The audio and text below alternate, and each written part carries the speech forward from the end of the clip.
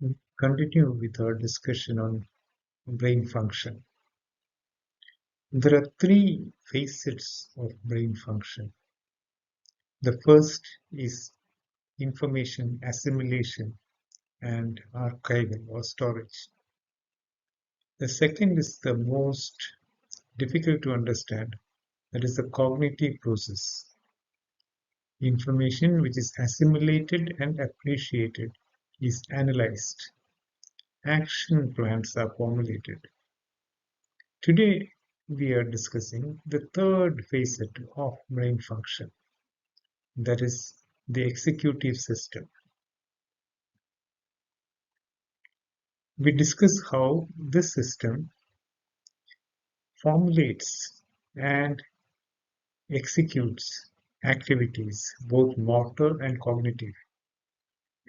These actions are tuned and perfected throughout one's lifetime. An astute understanding of brain function is pivotal to the creation of AI and to the design of robots. Motor system includes the primary motor cortex, which controls individual muscle contractions. Then we have the accessory cortex, which stores movement sequences. This is the aspect we are going to deal with more because action sequences are stored here and experience in any game, in any activity, is stored in the accessory cortex. The basal ganglia edit the strength and speed of muscle contractions. And we have the cerebellum, the center of coordination, which regulates speed and balance of movements.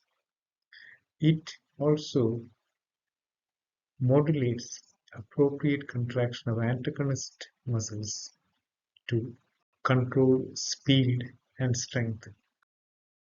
Motor learning is therefore of two types. One is a natural learning of processes which are already recorded in our cortex. The next is training. Training is easier in people who have a predisposition or pre-existing templates which are favorable. You can't teach everyone to dance. Robots are machines with varying degrees of autonomy. Have industrial robots in an assembly line, each robot performing a specific function.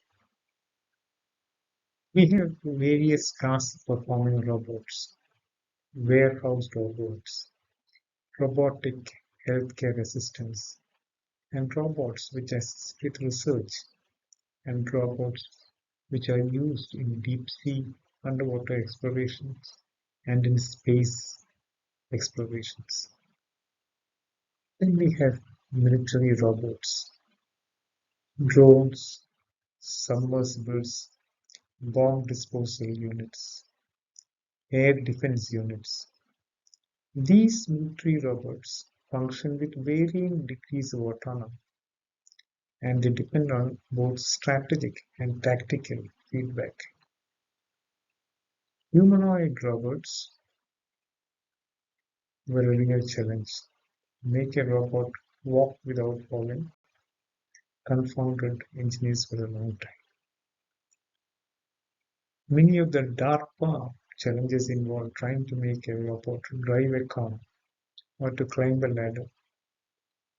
Today, robotics has evolved, and the secret of this evolution has been that the focus has changed from motor activity to feedback. The humans are able to function because we have feedback, real-time feedback, tactile feedback from touch, visual feedback for position, vestibular feedback of how our body is oriented in space, and proprioceptive feedback to show how much power we are applying. While feedback allows us to fine-tune our movements, coaching and training allow us to evolve new sequences as we again fine-tune with our application and thus gain what we call experience.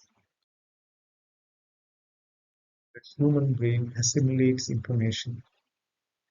It processes the information and then decides to act upon it. When these facets could be covered by artificial intelligence and robots, it was inevitable that competition arises between man and machine. In the cognitive field, Garry Kasparov was beaten by Blue Origin, the IBM chess-playing computer. Go is a game which is much more complex than chess. Lee Sedol, the world's best player, was beaten by AlphaGo, which again was beaten by a newer version of the machine, which taught itself called AlphaGo Zero. AI-powered robots were initially clumsy, but today, with tactile feedback and artificial intelligence, robots can dance gracefully. An important aspect is that humans forget what they learn and skills degrade. It does not happen with robots and with machines. Information is stored perpetually. So the capacity of a robot to learn is unending. The processing speed is awesome. So machines tend to outdo humans. Artificial intelligence is evolving and getting better. Robotics is bringing in new paradigms. The Internet of Things is connecting machines together. So is this the end of human dominion of our planet?